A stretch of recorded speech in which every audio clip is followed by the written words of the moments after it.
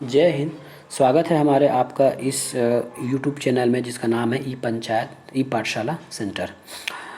इसके पिछले वीडियो में हमने पंचायती राज का पहला वीडियो डाला है जो समिति से संबंधित था। मतलब 73वें संविधान संशोधन के पहले कितनी समिति आई थी और किस समिति ने क्या क्या सुझाव सरकार के सामने रखी थी, और उसी समितियों के सुझावों के आधार पर 73वां संविधान संशोधन किया गया। तो आज हम 73वां संविधान संशोधन करेंगे। इसके बाद से छत्तीसगढ़ की पंचायती राज हम शुरू करेंगे। तो 73वां संविधान संशोधन एक कौन सा संविधान संशोधन था? तो ये 73वां संविधान संशोधन था। ये क्रमांक है 73वां संविधान संशोधन 1992 में हुआ था। इसका नाम क्या है? तो 73वां संविधान संशोधन 1992, इसका नाम यही है 73वां संविधान संशोधन 1992। क्यों लाया गया था? पंचायत को संवैधानिक दर्जा देने के लिए। 73वें संविधान के संशोधन के पहले भी पंचायत ग्रामों में काम कर रही थी, लेकिन किसी का एक फिक्स रूल, फिक्स नियम नहीं था कैसे पंचायत कार्य करेगी, कौन कार्य करेगा, कितने जनप्रतिनिधि रहेंगे, क्या रहेंगे, ये सब चीज़ें, कौन चुनाव कराएगा, कैसा होगा, ये सब चीज़ें लिखित रूप में नियम नहीं था। तो 73वां संविधान संशोधन के माध्यम से कि उनको लिखित रूप देने का कार्य किया गया है। ठीक है। अब इसमें राष्ट्रपति की हस्ताक्षर कब हुआ? तो 20 अप्रैल 1993 को राष्ट्रपति की स्वीकृति मिली है। राज्य पत्र में प्रकाशन इसका हुआ है 24 अप्रैल को, और हम 24 अप्रैल को ही पंचायत दिवस के रूप में मनाते हैं। राजपत्र में इसका प्रकाशन हुआ है 24 अप्रैल 1993 को, और पंचायती राज दिवस को हम 24 अप्रैल के दिन ही मानते हैं। अब आपको पता हो गया होगा कि हम 24 अप्रैल को क्यों मनाते हैं। तो क्योंकि 24 अप्रैल में राजपत्र में इसका प्रकाशन हुआ था। परिभाषा देख लीजिए। पंचायती राज संस्थाओं को त्रिस्तरीय व्यवस्था को सरकार की शासन की पंचायती राज संस्थाओं को त्रिस्तरीय व्यवस्था को सरकार की शासन व्यवस्था में तीसरे स्तर के रूप में संवैधानिक मान्यता दी गई। क्या है? फिलहाल 73वें संविधान संशोधन के अंतर्गत 3 स्तर, शासन के 3 स्तर, 2 ही स्तर थे। पहला था आपका केंद्र, दूसरा था आपका राज्य।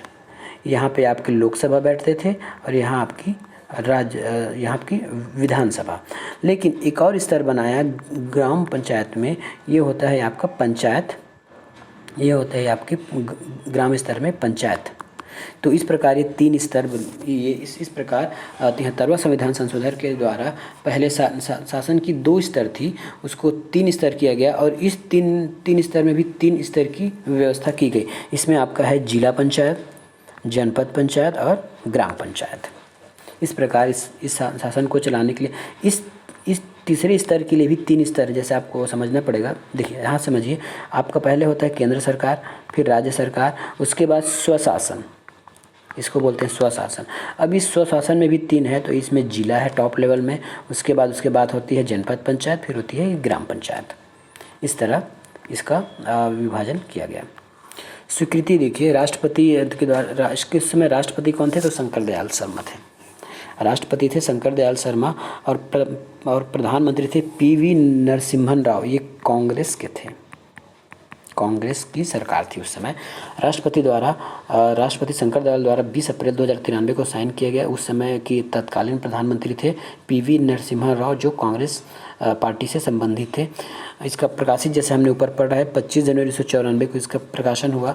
और इसके लिए क्या किया गया? देखिए, जब कोई भी संविधान संशोधन होता है तो संविधान की एक बुक है संविधान, उसमें हमको इस सब नियम कानून को लिखना रहता है। तो संविधान के भाग 9 में जो पहले से ही था, संविधान में भाग 9 पहले था, उसमें पंचायत जोड़ा गया। देखिए, ऐसा कोई कन्फ्यूज़न वाला सवाल नहीं आएगा कि 73वें संविधान संशोधन में भाग 9 जोड़ा गया। भाग 9 नहीं जोड़ा गया, भाग 9 पहले से था। भाग 9 में पंचायत जोड़ा गया है, या फिर भाग 9 का पुनर्गठन किया गया है। इस तरह की आप बातें कर सकते हैं, लेकिन भाग 9 जोड़ा गया, इस प्रकार की बातें ना ही सही है और ना ही गलत है। क्वेश्चन में अगर आप आए तो आप फंस जाओगे। तो भाग 9 नहीं जोड़ा गया है, भाग 9 का पुनर्गठन करते हुए उसमें पंचायत शब्द जोड़ा गया है, और उसके नीचे कुछ 15 अनुच्छेद, उप अनुच्छेद जोड़े गए हैं, जो हम नीचे देखने वाले हैं। उसके साथ साथ ही 11वीं अनुसूची जोड़ी गई है, उसके साथ साथ ही 11वीं अनुसूची जोड़ी गई है, और अनुच्छेद 243 में 15 उप अनुच्छेद जोड़ा गया है। तो ये संविधान के, देखिए ये है आपका भाग 9।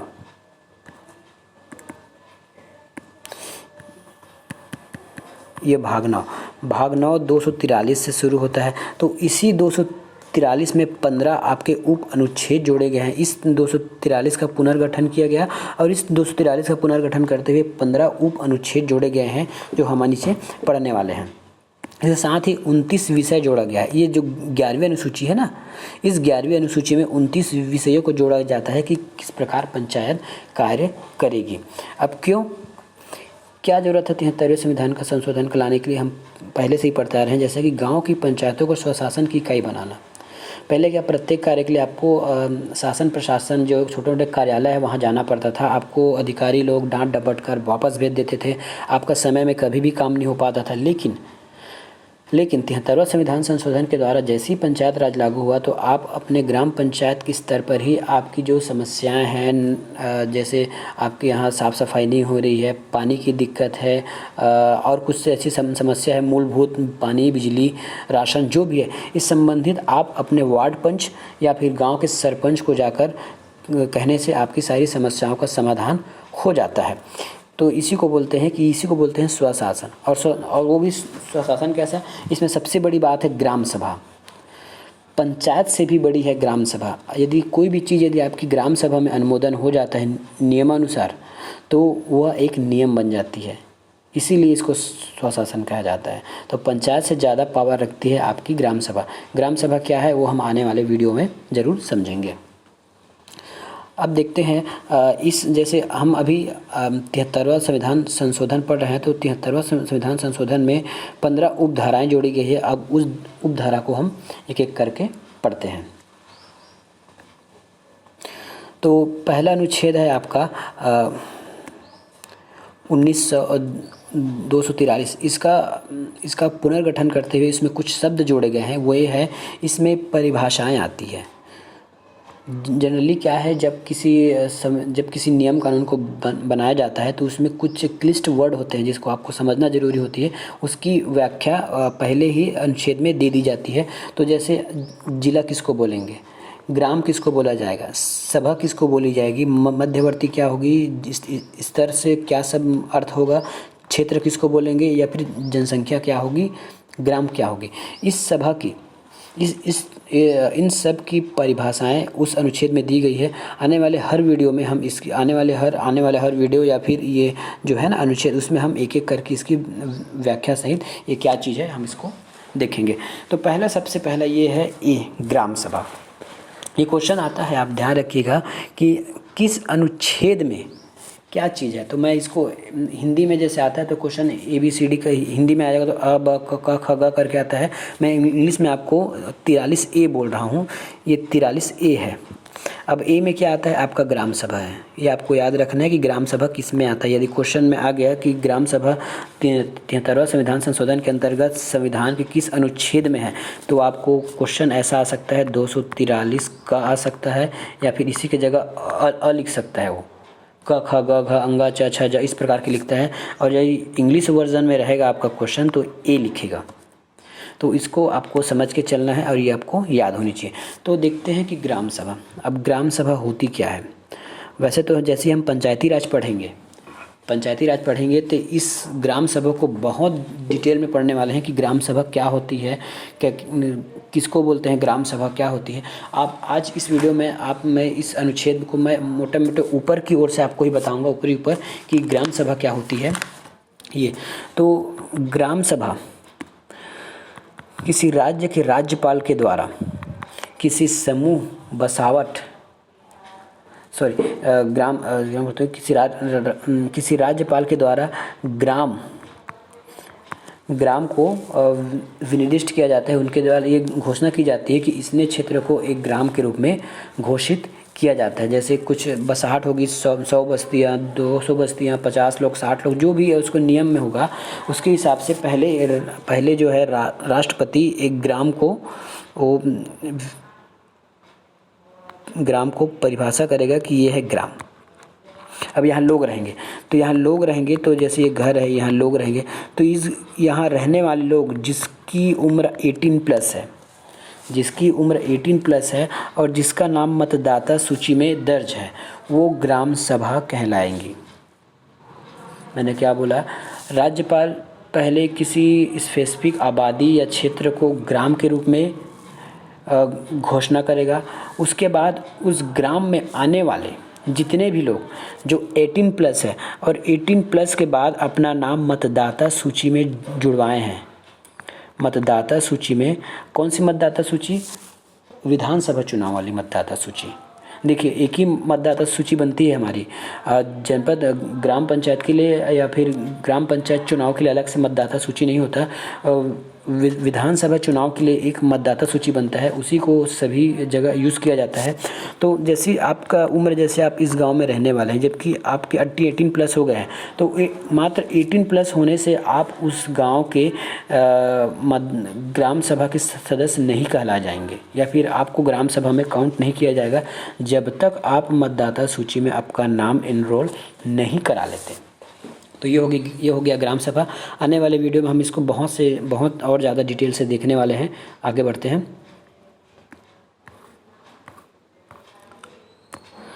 दूसरा है पंचायतों की गठन। तो पंचायतों में 3 स्तर का पंचायत गठन होना चाहिए। एक हो ग्राम पंचायत, जनपद पंचायत और जिला पंचायत। यदि राज्य की जनसंख्या 20 लाख से कम है तो जनपद पंचायत का गठन नहीं होगा। देखिए, ये स्तर कुछ इस प्रकार ऐसा है, ये कुछ इस प्रकार का स्तर बनने वाला है। ये देखिए, ये है। यहाँ पे आपका रहेगा जिला पंचायत, जिला। यहाँ पे आपका रहेगा जनपद, और यहाँ पे आपका रहेगा ग्राम पंचायत। इस प्रकार ये ग्राम पंचायत। तो हर राज्य में 3 स्तर के वो रहेगा, शासन रहेगा। पहले तो ये जिला है। देखिए, पहले ये हमारा एक समूचा राज्य मान लेते हैं इसको। ये एक हमारे समूचा राज्य है। इस राज्य को पहले हम पूरे ज़िले में बांटेंगे।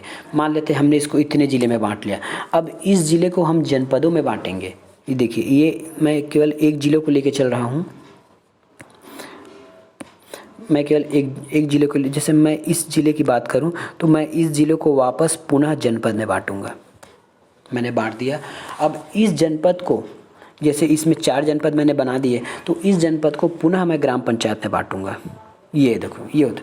तो ये होती है एक ग्राम पंचायत, जो सबसे छोटी इकाई है और संख्या में सबसे ज़्यादा है।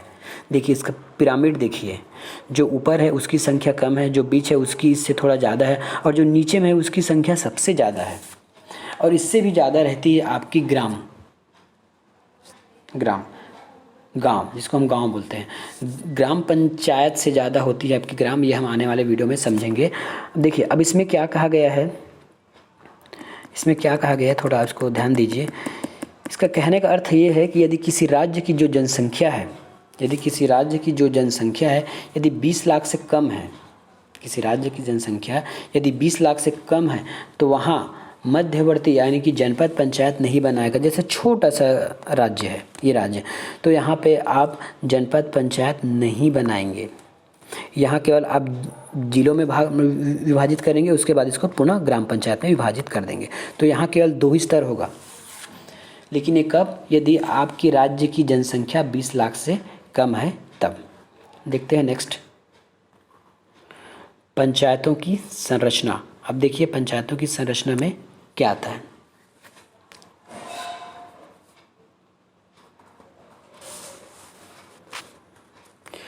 पंचायतों की संरचना में आपका बताया गया है कि जैसे ग्राम पंचायत है, ग्राम पंचायत में आपका कौन रहेगा? आपका पंच रहेगा, सरपंच रहेगा और उप सरपंच रहेगा। ये है पंचायतों की संरचना ग्राम पंचायत के लिए। जनपद पंचायत के लिए कौन रहेगा? तो वहाँ के निर्वाचित जो सदस्य हैं वो रहेंगे। अब इन्हीं सदस्यों में से आपको एक अध्यक्ष चुनना है, अध्यक्ष, और एक चुनना है उपाध्यक्ष। ये हो गया। इसके साथ ही विधानसभा के सदस्य जिसका निर्वाचन क्षेत्र उस जनपद में है और जो आंशिक रूप से ग्राम पंचायत में आते हैं, वो इस पंचायत की बॉडी कहलाए जाएंगे, जनपद पंचायत के अंश कहलाए जाएंगे। लेकिन इसमें एक रूल ये है कि यदि उनका क्षेत्र जनपद में तो आता है, लेकिन पूर्णतः उसी जनपद में आता है, लेकिन पूर्णतः वो नगरीय क्षेत्र में है, तो वो तो वो विधानसभा का सदस्य यहाँ का सदस्य या जनपद की बॉडी में नहीं रहेगा। अगला देखते हैं जिला पंचायत। अब जिला पंचायत किससे मिलके बनेगी, तो वहाँ के जो निर्वाचित होंगे, निर्वाचित सदस्यों से मिलके बनेंगी। साथ में इसी सदस्य में से आपको चुनना पड़ेगा एक अध्यक्ष, एक उपाध्यक्ष, ऐसा है। उसके बाद यहाँ पे लोकसभा जिनका निर्वाचन क्षेत्र ग्रामीण है, जिसका निर्वाचन क्षेत्र ग्रामीण से आता है, वो यहाँ के सदस्य बनेंगे। दूसरी बात, राज्यसभा के सदस्य जिनका नाम या जिनका मतदाता सूची इस जिले के किसी गांव के हैं, इस जिले में किसी गांव से संबंधित है, तो वो इस पंचायत के या फिर इस स्तर के सदस्य कहला जाएंगे। विधानसभा के सदस्य भी हैं, वो भी इसी विधानसभा के जो सदस्य हैं वो भी इस स्तर के सदस्य कहला जाएंगे। और जनपद की और उस ज़िले के अंदर जितने जनपद हैं, जैसे इस ज़िले के अंदर 4 जनपद हैं, तो इस चारों के अध्यक्ष जो रहेंगे वो भी इस जिला पंचायत के सदस्य गिने जाएंगे। ये हो गया आपका पंचायतों की संरचना। देखिए, मैं अभी फिलहाल आपको इसमें छोटी बात बता रहा हूँ, क्योंकि अब आने वाले वीडियो में हम इसको बहुत डिटेल से पढ़ने वाले हैं, इसलिए केवल ऊपर पढ़ा रहा हूँ। जैसी छत्तीसगढ़ पंचायत राज पढ़ेंगे तो इसको हम और डिटेल से पढ़ेंगे।